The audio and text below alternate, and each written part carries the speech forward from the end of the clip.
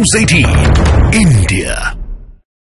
बड़ी खबर इस वक्त की आपको बताएं, पाकिस्तान में शहबाज शरीफ की सरकार बनने वाली है। शहबाज शरीफ पाकिस्तान के प्रधानमंत्री बनेंगे। नवाज शरीफ की पार्टी PMLN और बिलावल भुट्टो जरदारी की पार्टी PPP के बीच में समझौता हो चुका है। समझौते के तहत नवाज शरीफ की पार्टी के प्रमुख शहबाज शरीफ प्रधानमंत्री बनने वाले हैं, जबकि बिलावल के पिता आसिफ अली जरदारी एक बार फिर से राष्ट्रपति बनेंगे। तो बड़ी खबर पाकिस्तान से।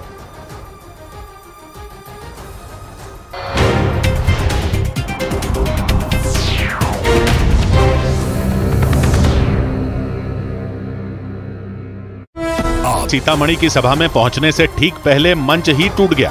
आनंद फानन में आयोजकों ने जुगाड़ वाला मंच बनाने की तैयारी कर ली।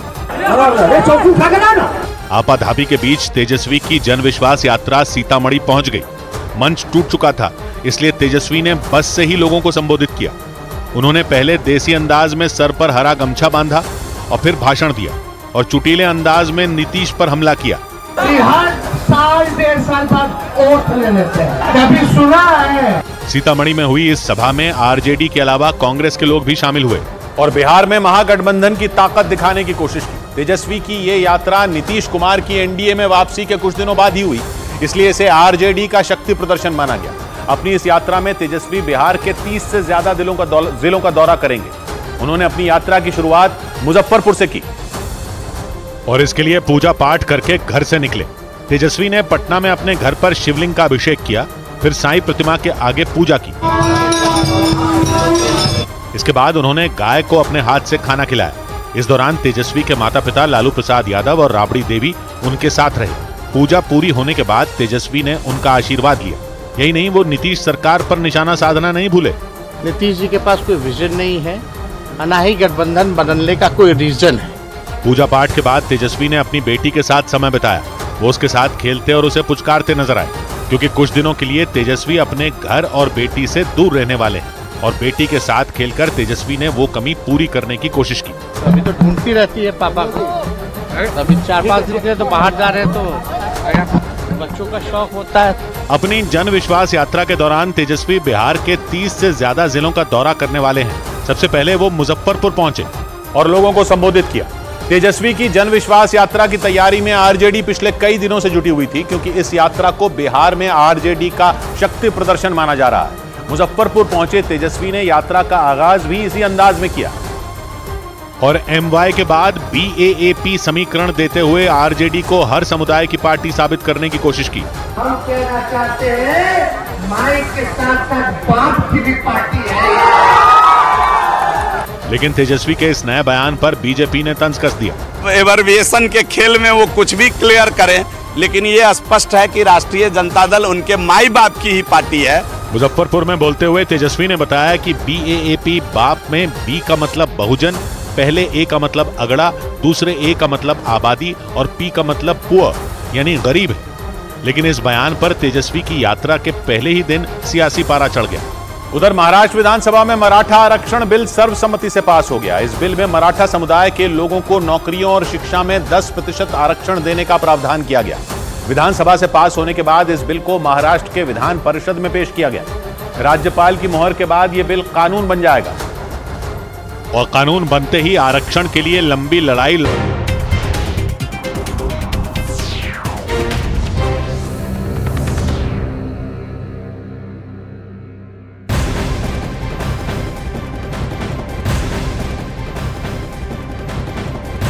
और इस वक्त की बड़ी खबर के साथ हम बुलेटिन की शुरुआत करेंगे। पंजाब और हरियाणा के शंभू बॉर्डर पर धरना दे रहे प्रदर्शनकारी आज दिल्ली कूच करेंगे। आंदोलनकारी आज शंभू बॉर्डर के साथ खनौरी बॉर्डर से भी दिल्ली जाने का प्रयास करेंगे और इसके लिए आंदोलनकारी बड़ी संख्या में शंभू बॉर्डर पर इकट्ठा हो रहे हैं। रात से आंदोलनकारी बैरिकेड तोड़ने के लिए अपने साथ बड़ी बड़ी मशीनें भी लेकर पहुंच रहे हैं। लेकिन इस बीच पंजाब के डीजीपी ने बड़ा आदेश जारी कर दिया है कि पंजाब के डीजीपी ये आदेश दे चुके हैं कि पंजाब और हरियाणा बॉर्डर पर बड़ी गाड़ियों और मशीनों को ले जाने पर रोक लगा दी गई है।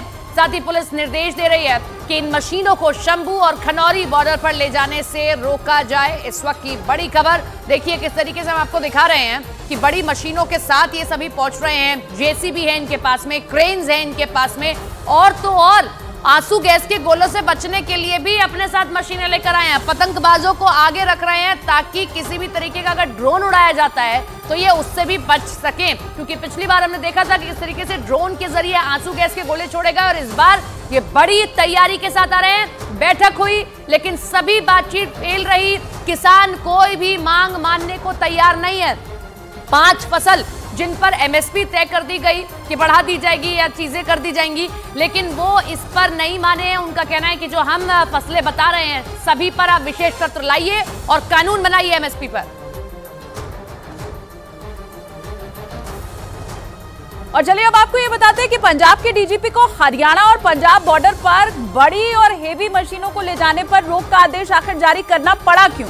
इसके पहले हरियाणा के डीजीपी ने पंजाब के डीजीपी को एक पत्र लिखा था और गृह मंत्रालय का पंजाब के मुख्य सचिव को। इसके बाद हमने देखा कि कैसे निर्देश भी जारी किया गया, आग्रह किया गया था बाकायदा। और देखिए हरियाणा के डीजीपी ने बड़ी मशीनों के बॉर्डर पर पहुंचने से कानून व्यवस्था के खराब होने का हवाला दिया।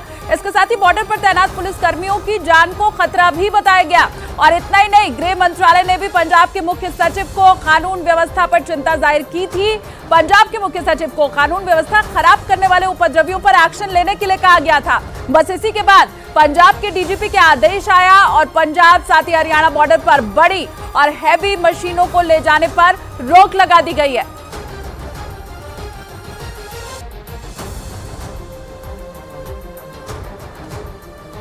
और हरियाणा पंजाब बॉर्डर पर डटे आंदोलनकारी दिल्ली कूच की रणनीति तैयार कर रहे हैं। शंभू बॉर्डर पर धरना दे रहे आंदोलनकारी हरियाणा पुलिस की बैरिकेडिंग तोड़ने के लिए जेसीबी लेकर आ रहे हैं, हाइड्रोक्लोनिक क्रेन लेकर आ रहे हैं, ऐसी हमेवी मशीनरीज के साथ पहुंच रहे हैं। किसानों को रोकने के लिए हरियाणा पुलिस और पहला मिलिट्री फोर्स भी अलर्ट हो गई है। शंभू बॉर्डर पर सीमेंट के गार्डर, कंटीली तारें बिछा दी गई हैं ताकि किसी भी तरीके से इन सभी को रोका जा सके।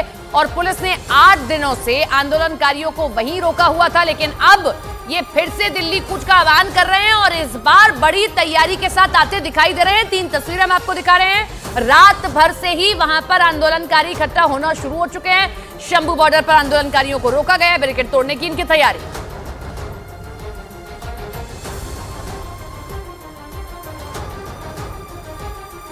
और किसानों ने दिल्ली कूच का फैसला केंद्र से हुई मीटिंग के बाद लिया है। केंद्र ने कपास, मक्का, मसूर, अरहर और उड़द यानी कि 5 फसलों पर एमएसपी देने का प्रस्ताव दिया था। किसानों ने यह प्रस्ताव खारिज कर दिया। चलिए आपको बताते हैं कि पेच आखिर फंसा हुआ कहां पर है। देखिए सरकार का प्रस्ताव ठुकराने के बाद केंद्रीय मंत्री अर्जुन मुंडा ने किसान संगठनों से शांति बनाए रखने की अपील की और बातचीत से समस्या का समाधान निकालने की बात भी कही। एमएसपी गारंटी वाला कानून जिसके ऊपर सहमति अभी नहीं बन पाई है। हालांकि 5